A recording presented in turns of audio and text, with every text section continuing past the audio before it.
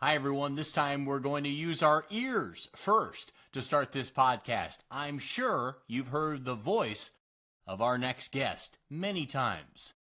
MSNBC presents a Peacock original series hosted by actor Rainn Wilson, live from 42nd Street.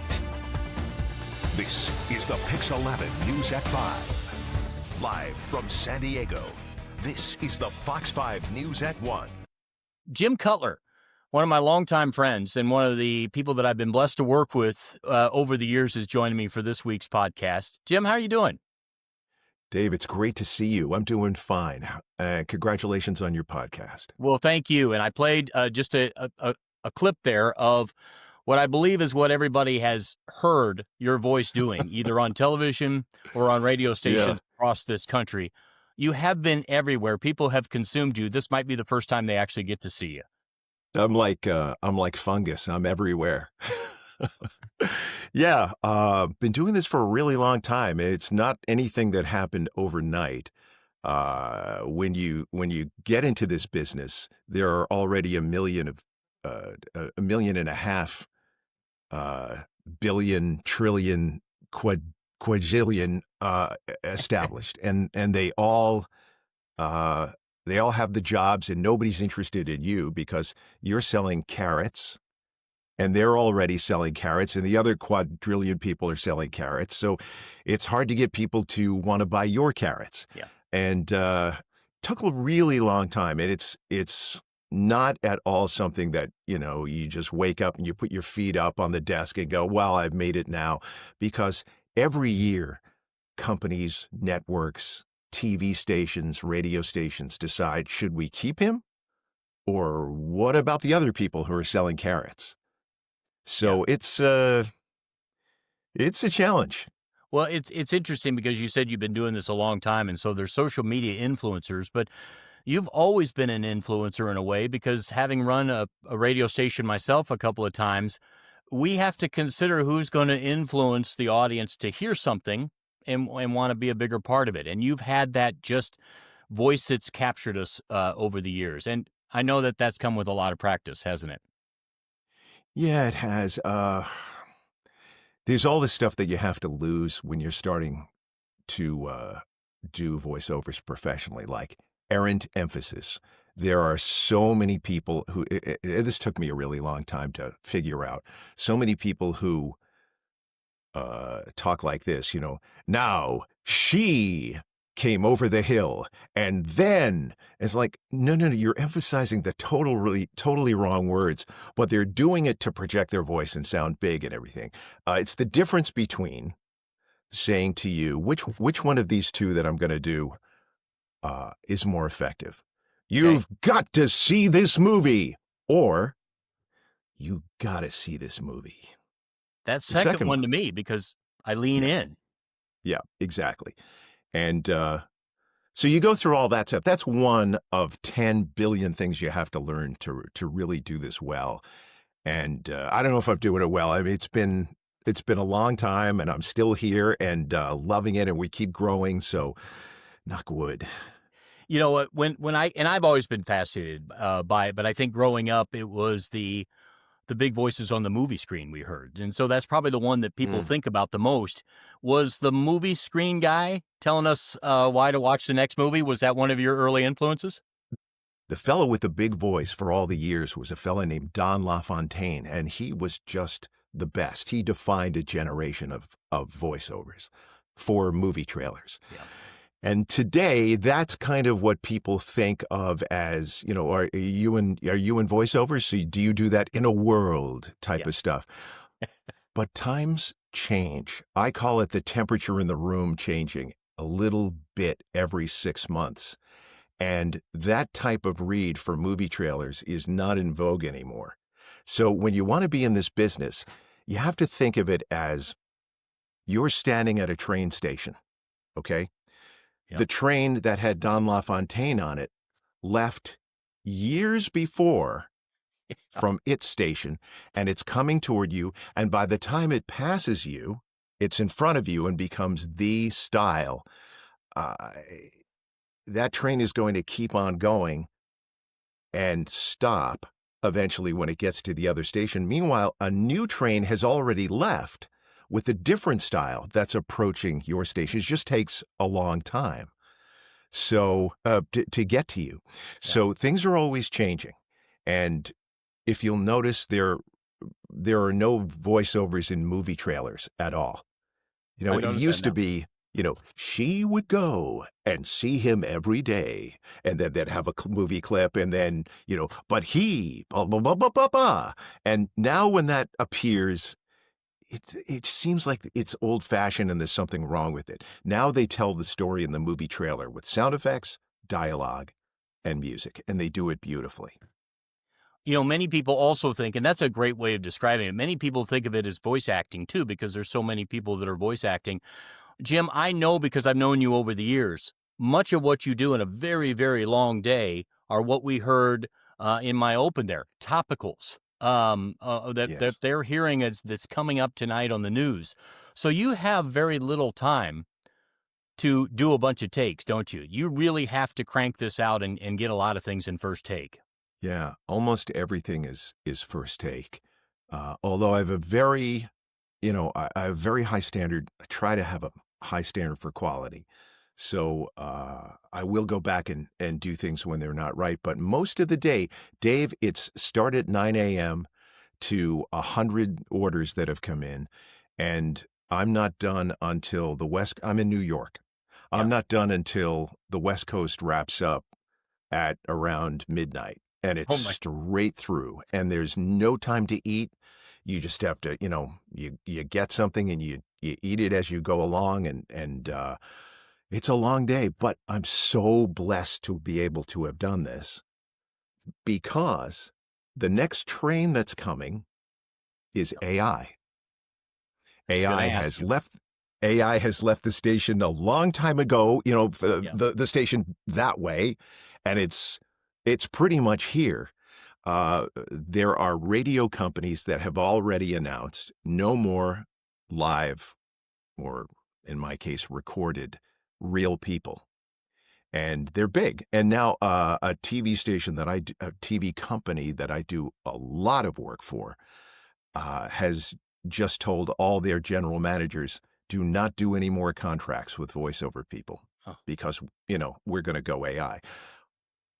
But there's an awful lot that we do every day, people who do what I do, where you have to pronounce names and towns and right. businesses very carefully that are very difficult for AI to do.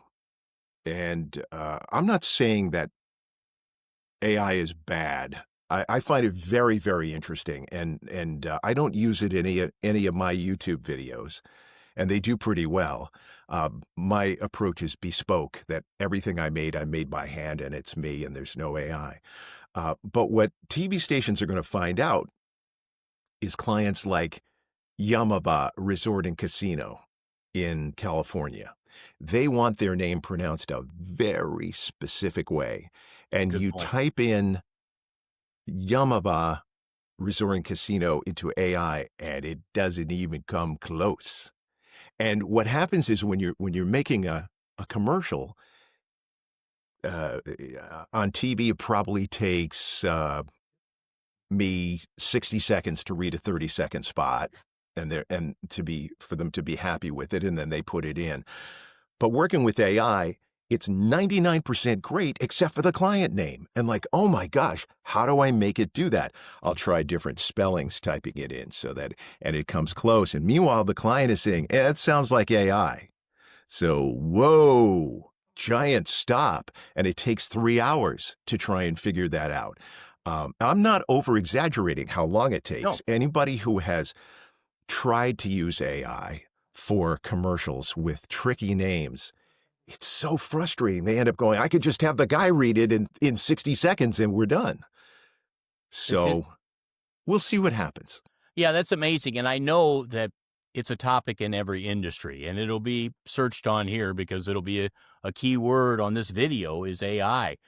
So Yeah. you're a tech guy, Jim. I mean, you always have been. You Hmm. love tech. So what is the Love it. good sign of it 5 years from now?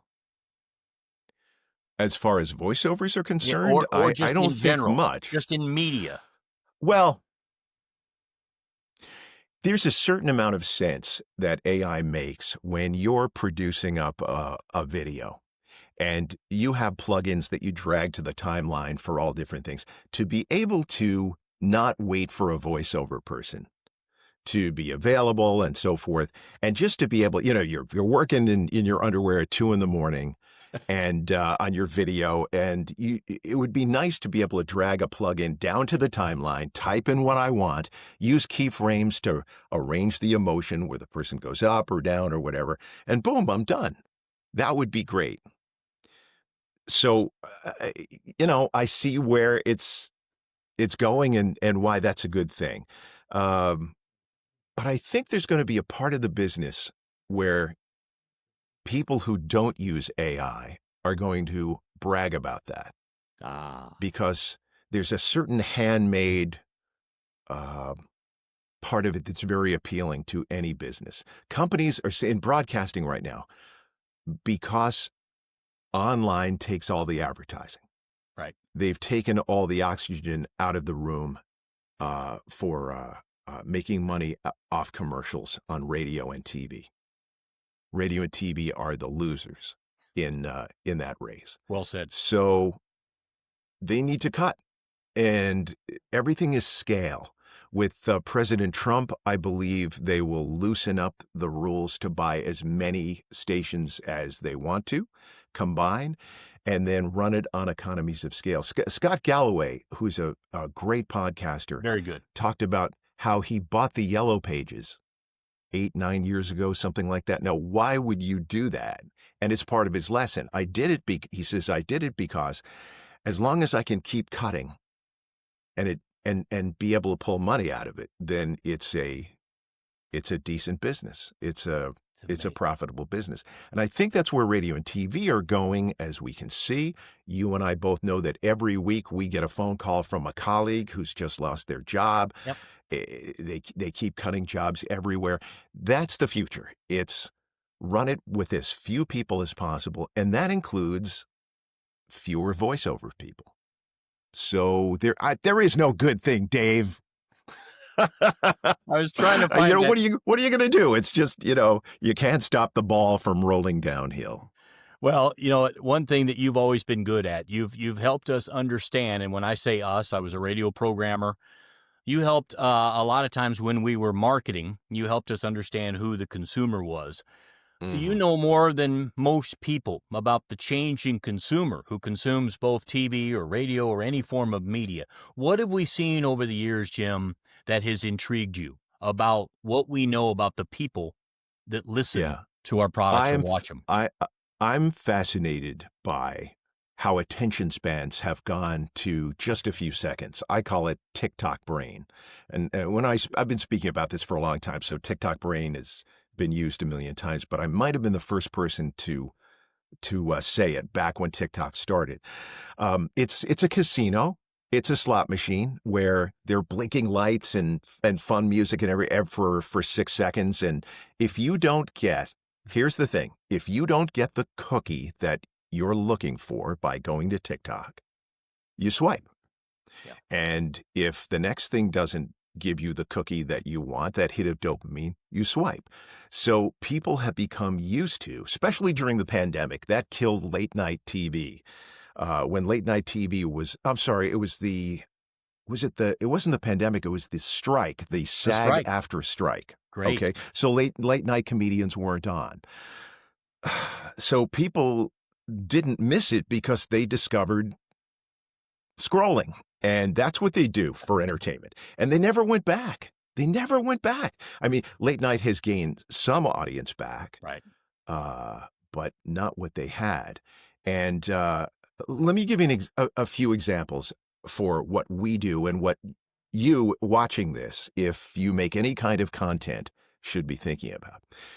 The attention span deficit is so short. Google says, Microsoft study said it was 8 seconds you had to capture somebody's attention back in 2006. It has certainly gotten shorter than that. You see the 6-second non-skippable ad at the beginning of YouTube videos. That's just about it.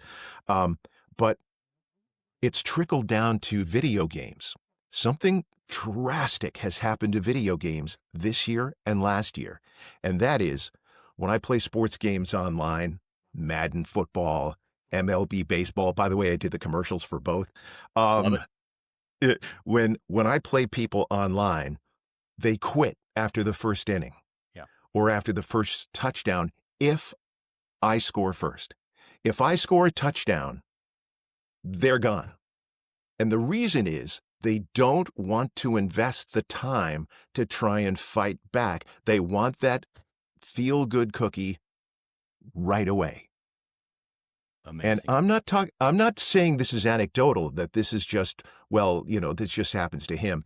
Everyone's talking about this online. Everybody. Video games have really changed. And unless the person wins or scores or does something good in the first few minutes, they won't stick around. Yeah. Remember on ESPN, we had this great show that I was a part of called E60.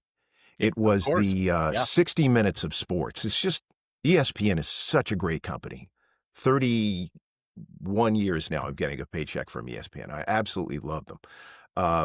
But we had this great show that was an investigative journalist show, and it Right. started out with 2 minutes of an intro of the reporters, beautifully filmed, coming up the steps of the subway, onto the streets of New York, and another guy, reading a story and getting information and everything like that. Well, they did a study, and they saw that everything today is skip intro.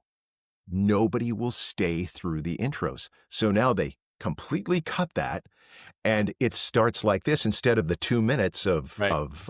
fun intro, it starts, this is E60. Boom, you're into programming, just like that. On radio, the worst thing you can possibly do as a show host is go on and say, on the other side of commercials, we'll be taking your phone calls and this. Yeah. First of all, taking your phone calls is not a reason to stick around and Amen. listen, and all that sort of stuff. There's so many better ways to do it. You are paying these. I'm going to say something political, and I have no political message. I'm just aping what a talk show host would say. Absolutely. Okay, I'm not left and I'm not right. I promise. Because if I was, you'd stop paying attention to me and you wouldn't trust me. So just trust me that I'm not being political. This Right. is what a talk show host would say. These tariffs are destroying the country, and in 3 months, your money is going to be worth a lot less. I'll tell you why in 120 seconds. Boom. That's how you do it. It's play to the attention spans all the time. Not coming up on the other side, your phone calls. Who cares? I don't know. Open phones. Remember open phones back in the Open day? phones. Yeah, that's a reason to listen, isn't it? Yeah, there's Do you have any examples of bad radio and TV that don't pay we always attention to attention spans? Well, Jim, and to our talk show host, we always called it a driveway moment, right? So it's that person has just pulled up their house, and if you gave a good enough tease, they could not get out of their car. They were going to Howard sit in the Stern. driveway. Yeah, Absolutely. He was right. absolute best at it. Yeah. Right. That's how you got time spent listening, which is what we all wanted. But I think what you've Yeah. said about attention spans has been great in TikTok and everything like that for just the common marketers who are running a business out there. But I do want to talk about the artistic side of you, because we've talked about the voice, but at Jim Cutler is your channel on YouTube, and I tell people, please go there and watch some of the videos that you made. And the other thing is, you love photography. I mean, these do. videos have incredible photography. Do you love still photography or video photography more? Both. Anything visual is You're my fantastic passion. at it. You're a pro. Thank you. Thank It's you. amazing. 60 seconds on YouTube. This is just my take. I'm no expert. Yeah. Okay. To grow on YouTube, never ever watch one of those videos by a guru that says, we figured out the algorithm. You do this and you put these keywords in here and everything. Nope. I'll tell you exactly the basics of it, and there's no trick to it at all. And that is, figure out a subject that you're audience would be interested in. And you can do that by going to Google and, start typing in the search box and it will fill in. Like you start Yeah. typing a word and it will fill in more words that it thinks you're going to say. And those are based on actual people's searches. And if you find a vertical topic, like everybody told me not to do this, and I have 3 million views on this video. I did a video about crayons, That's what I was just gonna about, bring up. Banned okay, crayon banned names. crayon colors. Peach, which used to be called flesh, and like, wait a minute, flesh is many different colors. It's not necessarily peach. Then Right. Indian red. Kids were, well, I'm drawing Indians, cowboys and Indians. Oh, I use Indian red to color their skin. No, no, no, that got banned too. And then there's another one, but you have to watch it to find out what the other one is. Um, it's a subject that everybody told me nobody's interested in. But I did the little bit of research and found out that maybe people are. And I don't use any of the usual techniques on YouTube, except for I'm aware that people will choose your video based on the thumbnail. So the thumbnail has to be great. The title has to be great. And then when you look at the analytics of people choosing your video and starting to watch it, it Yeah. drops off after the first second like a cliff Yeah. for any video. So this video that's highly successful, that is 3 million views, 30% of my audience is gone in the first 3 or 4 seconds, which is a mind blower. So my tip is that you make the video, the first 30 seconds, as compelling as it can be, because that's when they're making their decision. Should I swipe? Am I getting a cookie out of this? Am I feeling good about this? Or because there's a million other choices. So if you do those things, you have a pretty decent shot at making a good video that will be watched. Because again, 3 million, that's pretty good. No. But there's no algorithm trick ever. All those things that say, we figured it out and you do this but nope, just follow those basics and remember attention spans. Yeah, no, that's very good. And I will tell you a little secret. If you watch some of Jim's videos, you will understand that he may have visited every original donut shop in either this country or some other countries as well. I mean, you I are work a in donuts. connoisseur of good donuts. Yeah, I work in donuts the way a sculptor works in clay. I love donuts. In New York, the Mike Brownsher from ESPN and I visited we visited the top 10 donut shops, and we ate 27 donuts in one day. We only wanted to have like a bite of one or something, but people who own places now are very savvy to YouTubers. Yeah. Because we'd order a donut, we'd start to eat it, and the owner would come out and say, "You guys doing a review?" "Yeah, we are." And he'd come back and say, "Please try these. These are my, So, okay, so you try all these different ones times 10 different donut shops. And yeah, I gained weight that day. Yeah, I said that, that was before Dave Portnoy was taking one bite of pizza, for It pizza was. reviews. Yeah, I mean, you were absolutely. doing donuts early on, and that's good. I was. You're a And trendsetter.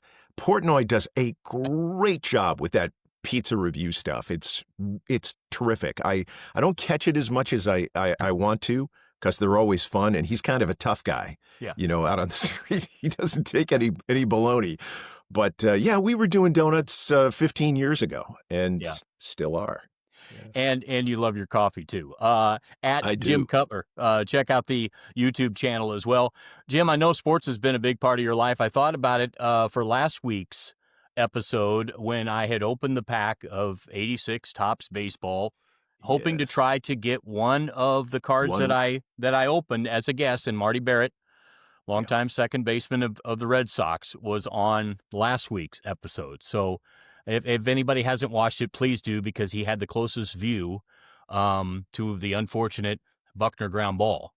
But you love your Red Sox as well. I love my Red Sox. I really do. I became a hardcore fan.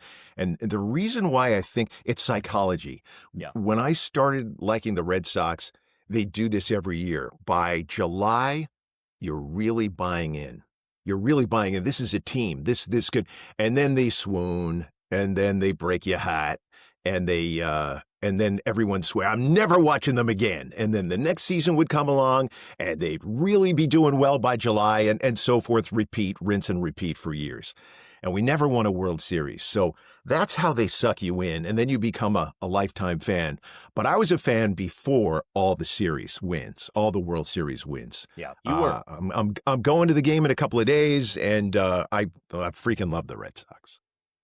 All right, we do a little rapid fire at the end. A lot of my guests, they end up traveling a lot. So you do as well. So give me Yes. the Jim Cutler ultimate travel tip to make life easier. Go to Iceland. What a okay. To make it easier, what I do is I have a travel bag. I've got a Tumi travel bag Love it. backpack that is just the greatest thing I've ever bought. It's got all these different pockets for all different things, and I go super light. If something appears on the market that is lighter, that does the same job of any of the things in my bag, I buy it. And eventually, you make the weight in half, and just be really nice when you're traveling, because I run into crazy stuff all the time. And number one, don't do anything to the TSA. Don't be a big shot, because they always win. I mean, you're in the shark's house. And same with, don't take on a flight attendant. They have a really tough job. But every time I'm on a flight, somebody does. And then the phones come out and everybody's waiting for them to get thrown off and everything. Oh, no. So be nice, try and stay up on the technology, because everything is getting lighter and easier to take. I have a microphone that I bring with me that when I get up to the TSA, they say, don't take anything out of your bag. And I take the mic out and they say, told you not to take it out. And I always say, this always gets flagged. Every single time. All right. And they still flag it. It's the one thing when I go through TSA that, what's this? And I have to look up on the phone and show them an ad for it. And even though it says, Neumann on the side and everything. I don't know. Those are my two tips. Okay. But you did allude to the fact that if you were recommending a place to visit that maybe a lot of people haven't, Iceland? Yes, don't go for the Hot Springs Blue Lagoon. That's the tourist thing that a lot of airlines coming from Europe to the U.S. will make a stop there. They bus everybody to the Blue Lagoon, and you go in the hot springs, and then you get back on the plane. That's not Iceland. They have a wonderful little capital. Not little. It's terrific. It's called Reykjavik. Yep. The people are outstanding. Everybody speaks English. It's a wonderful place to walk around and shop in, and then you get in your car and you drive southwest, and you have your choice of waterfalls that are as big as Niagara Falls, active volcanoes that you see the magma coming up, hot springs, geysers where you're waiting around and you know that every 22 minutes it's going to erupt. You're out on a glacier. 15 minutes later, it is stunning. They don't have any trees in Iceland. So when you're standing there, you can see to the horizon. Love it. And it's just amazing. And it's super easy to go to. The food is terrific. I can't recommend Iceland enough if you want to try a new place to travel to. All right. Final thing is, final question. It circles back to what you do each and every day, but it affects us all at one point is, sure enough, when you least expect it, that voice will go out. Anybody has to go through it as well. What little tip do you do on those days when your voice just doesn't have it, Jim? Well, when I get a sore throat every couple of years, it is a nightmare. It's like being a pitcher with their arms tied behind their back, and you're scheduled, And what makes it even worse, Dave, is the orders come flooding in, a day's worth, 1,000 orders in a day. We have to write to everybody and say that I'm out for each day. And the second that my voice starts to maybe be almost back, I'll try it. And all those 5,000 orders that have been waiting come in and say, okay, great, you're back. I need this in the next hour. And then you kill yourself. So what do? Anytime I feel something coming on, I suck on the Ricola drops. Yep. Okay, they're non-medicated, just to keep things lubricated uh, drink a lot. You know, you drink a lot of water and tea, and you just hang in there and pray that it goes away. But I have a list of all the times that I've been sick. It's not that many, but I was looking for patterns. Is it after I get off flights? Is it Right. after, because it's so destructive to my business. Yeah. And there's no rhyme or reason for it. Well, Jim, keep at it. You're a fun person to know and to have heard for all these years. I hope people have enjoyed learning a little bit more Thank you. about you. Thanks so much for being on the game plan this week. Thanks, Dave. Love you. See you later.